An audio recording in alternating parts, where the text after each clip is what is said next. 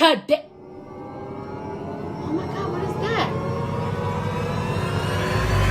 Oh my god, what is that?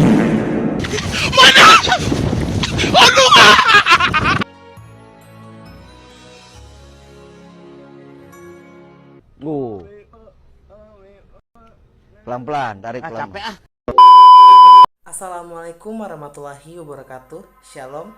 Perkenalkan, nama saya Ferianto Putra Saragi dengan NIM Stanbook A241231122.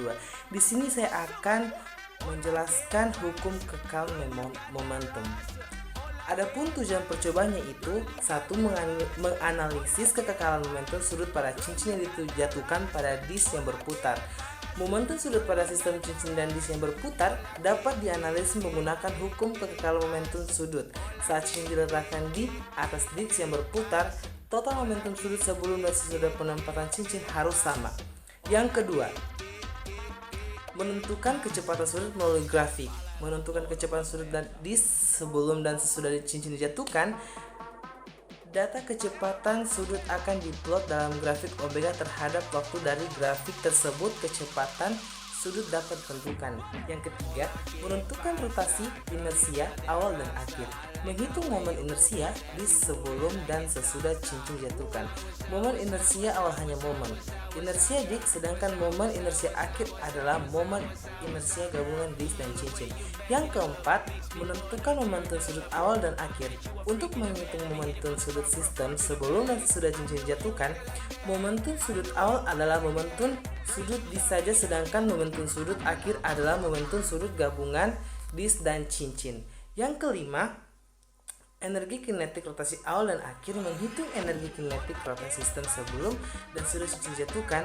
Energi kinetik ini rotasi awal adalah energi kinetik rotasi disk saja, sedangkan energi kinetik rotasi akhir ialah energi kinetik rotasi gabungan disk dan cincin. Yang kedua yaitu alat dan bahan. Alat dan bahannya yang pertama, satu, sensor gerak rotasi. Sensor gerak rotasi berfungsi untuk mendeteksi dan mengukur kecepatan sudut dan kecepatan sudut satu benda yang berputar. Yang kedua, aksesoris rotasi berfungsi untuk menjadi komponen tambahan yang digunakan untuk menghubungkan sensor gerak rotasi dengan benda yang akan diukur. Yang ketiga adalah jangka sorong digital. Jangka sorong digital berfungsi untuk mengukur panjang diameter atau ketebalan satu benda dengan presisi tinggi.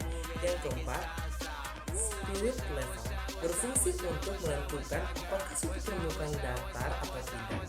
Yang kelima, dasar statis besar. Dasar statis besar berfungsi untuk sebagai alas yang kokoh untuk mengukur batang statif dan peralatan. Yang keenam, batang baja panjang 45 cm berfungsi untuk sebagai penyangga untuk sensor gravitasi. Yang ketujuh, 850 universal interface berfungsi sebagai berhubung antara sensor gravitasi dan komputer. Yang ke-8, Pascal capstone software berfungsi untuk mengolah data yang diperlukan atau diperoleh dari sensor gravitasi. Yang ke-9, neraca Ahaus 600 diperoleh dari sensor gravitasi. Yang ke-9, neraca Ahaus 610 gram berfungsi untuk sebagai mengukur massa suatu benda.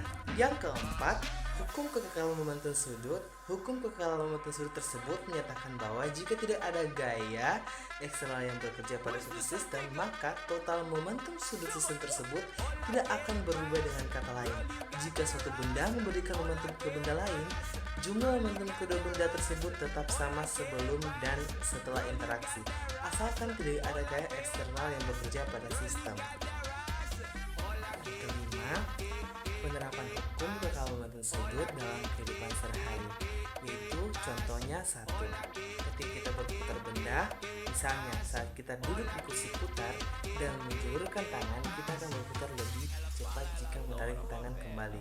Ini menunjukkan bagaimana momentum sudut tetap terjaga. Yang kedua, gasing. Saat berputar, gasing ia mempertahankan posisinya dan tetap stabil hingga momentum sudutnya berkurang.